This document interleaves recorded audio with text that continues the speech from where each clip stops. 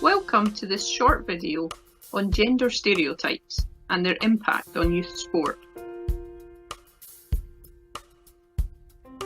Stereotypes are actually quite useful in helping us to navigate the social norms in the world. They become problematic though when they cause us to overgeneralise or when they're no longer accurate.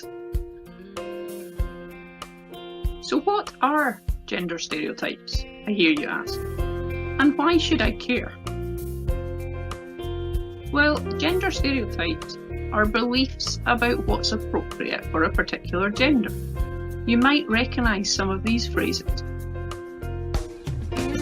These stereotypes are also evident in the way that sport is portrayed in the media, how investment is put into sport, and how we portray the ideal. So, for example, always using boys to demonstrate a skill. So here's a few key findings from research in this area. 75% of girls aged 13 to 18 have experienced disparaging statements about girls in sport. In the UK, 1.6 million more men are playing sport than women. And gender stereotypes start to emerge amongst children as young as 7 years old. When a gender stereotype is present, we know that it can lead to a reduction in performance of this negatively stereotyped group. In sport, this group is often women and girls. Ideally, we want to remove gender stereotypes from sport. But if that's not always possible, we want to understand them better so that we can build barriers to stop them having a negative effect.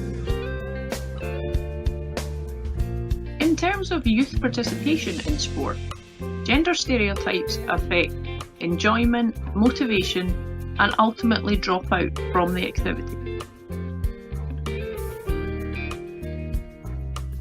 Research is still ongoing, but some of the things that we think might protect young people against the negative impact of gender stereotypes are having high perceptions of their own abilities and low feelings of anxiety.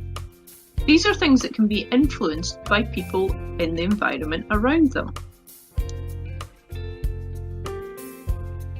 Children learn their stereotypes from people around them. So parents, coaches, teachers, and other athletes all have an important role to play.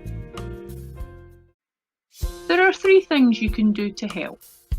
Firstly, audit your own language, behaviour, and environment for signs of gender stereotypes.